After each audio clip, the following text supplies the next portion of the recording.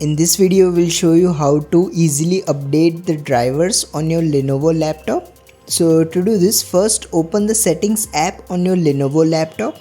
Now go to the Windows Update tab, scroll down and then click on Advanced Options. Now here you will need to go to Optional Updates. Now here expand driver updates. If you see any update available, simply use the checkbox and then click on Download and Install. There is also another way to install updates. For that you will need to use the Lenovo Vantage app. It comes pre-installed on all Lenovo computers, but if you don't see it on yours, you can also download it from the Microsoft Store. Once you have downloaded the app, click on this menu, go to System Update. Here make sure that the drivers and other toggle is enabled. Then click on Check for Updates. If you see any updates available, simply select them and then install them from here.